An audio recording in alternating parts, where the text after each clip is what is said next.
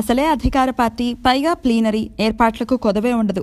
గాలి జనార్దన్ రెడ్డి కూతురి పెళ్లి కంటే వైభవంగా ప్లీనరీ జరగనుంది.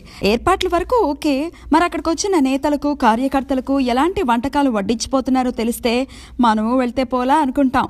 పార్టీ ప్లీనరీ అంటే భారీ ఏర్పాట్లు, తోరణాలు, స్వాగత ఏర్పాట్లే కాకుండా వచ్చిన వారికి నచ్చిన ఫుడ్ పెట్టేందుకు పెద్ద ఎత్తున వంటకాలను రెడీ చేయిస్తున్నారు. ముఖ్యంగా తెలంగాణ వంటకాల రుచి చూపించబోతున్నారు. తెలంగాణలో నాన్ వెజ్ కు ప్రత్యేక స్థానం ఉంది. అందుకే కర్రీల లిస్టు పెద్దగానే ఉంది. దీంతో పాటు మిగతా మెన్యూ భారీగానే ఉంది. మొత్తం 24 వంటకాలను సిద్ధం చేస్తున్నారు.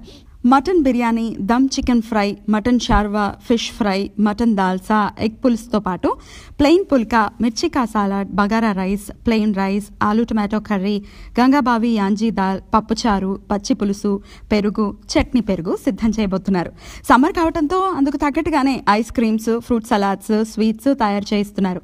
ఆ లిస్ట్లో pineapple flavour sweets, plum cake, ice cream, cut fresh fruits, sweet pan, green salad, onion salad లాంటివి సిద్ధం చేస్తున్నారు. మొత్తానికి ప్లీనరీకి వచ్చిన వాళ్ళకి కడుపు నిండా భోజనం పెట్టేందుకు టీఆర్ఎస్ లీడర్లు భారీ ఏర్పాట్లే చేస్తున్నారు.